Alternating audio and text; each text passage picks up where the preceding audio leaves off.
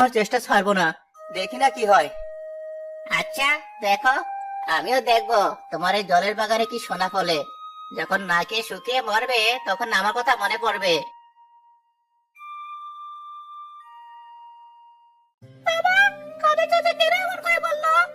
যারা নিজেরা কিছু করার সাহস রাখে না, তারা অন্য কেউ কিছু করতে দিতে চায় না বাবা।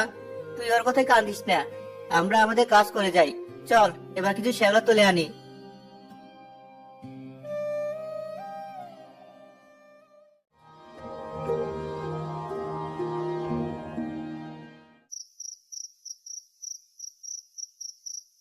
শুনছেন? হ্যাঁ বলো। কাদের ভাই যা বলছিল কথাটা কি সত্যি? যদি এই কষ্টটা পুরোটাই বেকার যায়? কেন এমন কথা বলছো? না মানে ছেলেটা তো না খেয়ে আছে, আপনি সারাদিন এই কচুরিপানা নিয়ে পড়ে থাকলেন। আমাদের তো সময়ও বেশি নেই। যদি এটা থেকে কিছু না হয় তাহলে আমরা কি করব? কোথায় যাব? আমার উপর বিশ্বাস রাখো আমিনা। জব্বার চাচা একজন অভিজ্ঞ মানুষ, তিনি নিশ্চয় না জেনে কোনো কথা বলেননি। কিন্তু তিনি তো চোখে দেখেননি, শুধু শুনেছেন। আর আমরা তো নিজেদের শেষ সম্বলটুকু দিয়ে বাজি ধরছি। আমাদের জমানোর শেষ বীজগুলোও যদি নষ্ট হয়? নষ্ট হবে না, তুমি ভেবো না, আমি সব দিক ভেবে নেমেছি। কচুরিপানা পচলে তো সারই হয়, তারপর বীজ ফেললে গাছ হবে না কেন? আমি ভয় পাচ্ছি, খুব ভয় পাচ্ছি।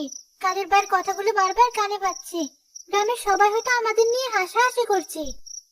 করতে দাও, লোক হাসবে, এটাই তো স্বাভাবিক, কারণ তারা এমন কিছু আগে দেখেনি।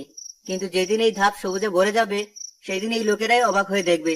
তুমি শুধু আমার পাশে থেকো, তোমার সাহসটাই আমার আসল শক্তি। আমি তো সবসময় আপনার পাশে আছি, কিন্তু কোনো কিন্তু নেই। এই নাও, কত যত্ন করে বীজগুলো তুলে রেখেছিলাম। ভেবেছিলাম উঠোনের কোণায় নতুন করে মাচা বানাবো। কে জানতো এদের ভাগ্য লেখা আছে জলের উপর। ভাগ্য যেখানে লেখা থাকুক, ফসল ফললেই হলো।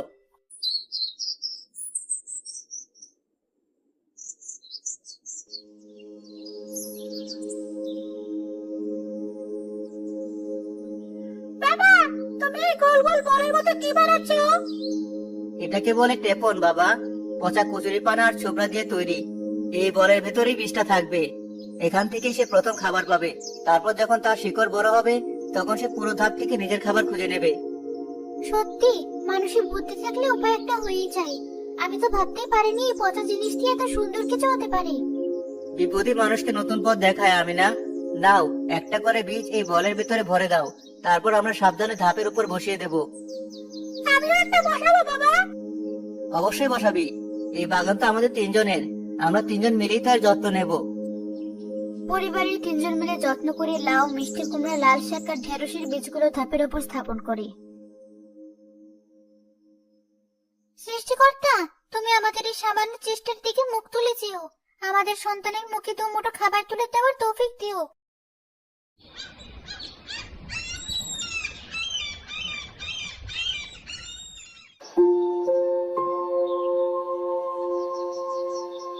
বাবা, বাবা দেখো, ছোট ছোট সবুজ পাতা বের হয়েছে। কই দেখি। হ্যাঁ সত্যি তো, দেখেছো আমিনা, আমাদের মেহনত সফল হয়েছে। আমি তো বিশ্বাসই করতে পারছি না।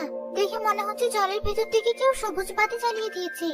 লাল শাকের চারাগুলো দেখো, কি সুন্দর লাল হয়ে আছে। আর ওই দেখো, লাউয়ের ডগাগুলো কেমন লকলক করছে, ওরা যেন জলের সাথে পাল্লা দিয়ে বাড়ছে। বাবা, আমরা কবে এই শাক খেতে পারবো? আর কয়েকটা দিন অপেক্ষা কর বাবা, তারপর তোর মা তোকে নিজের গাছে তাজা শাক রান্না করে খাওয়াবে। খাতের ভাইকে একবার ডেকে দেখাবো। লোকটা সেদিন কত কি বলে গেল। থাক, কাউকে কিছু বলতে হবে না, সময় হলে সবাই নিজের চোখে দেখতে পাবে। চলো এখন সাবধানে চারপাশটা একটু পরিষ্কার করে দিই। এই কেন, তুলে ফেলো, আজ দুপুরে অনেকদিন পর জমিয়ে খাওয়া যাবে। নিজের হাতে ফলানো ফসলের স্বাদই আলাদা। মনে হচ্ছে যেন কত যুগ পর এমন তাজা সবজির গন্ধ পেলাম। বন্যার সব কষ্ট যেন এক মুহূর্তে ভুলে গেলাম। মা, আমার জন্য একটা বড় ঢেঁড়স রেখো, আমি কাঁচা খাবো।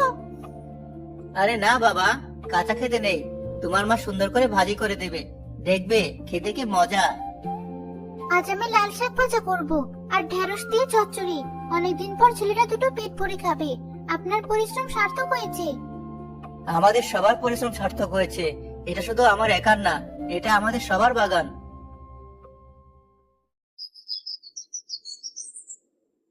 ভাই, এই শাকের আটি কত করে? এমন তাজা জিনিস তো এই আকালেশ বাজারে চোখেই পড়ে না। 10 টাকা করে চাচা, নিজের ধাপের জিনিস, কোনো বিষ সার নেই। রফিক ভাই, তুমি এই সবজি ফলালে কোথায়? তোমার তো জমিও সব ডুবে গেছে। আমি মাটিতে ফলাইনি হালিম ভাই, জলের উপর ফলিয়েছি। জলের উপর? এভাবে? কচুরিপানার ধাপ বানিয়ে? উপস্থিত সবাই অবাক হয়ে যায়। রফিকের নৌকার চারপাশে ভিড় জমে যায়। বাহ, জিনিস তো বেশ ভালো। দাম কত নেবে? যা ভালো মনে হয় দিয়েন, এই দুর্দিনে সবার পাশে দাঁড়ানোই তো আসল। না না, তুমি ন্যায্য দামই নাও। তুমি যে এই বিপদের দিনে আমাদের জন্য এমন তাজা সবজি নিয়ে এসেছো, এটাই অনেক বড় ব্যাপার। কিছুক্ষণের মধ্যে রফিকের সব সবজি বিক্রি হয়ে যায়। তার হাতে 1 গাদা টাকা। রফিক ভাই, তোমার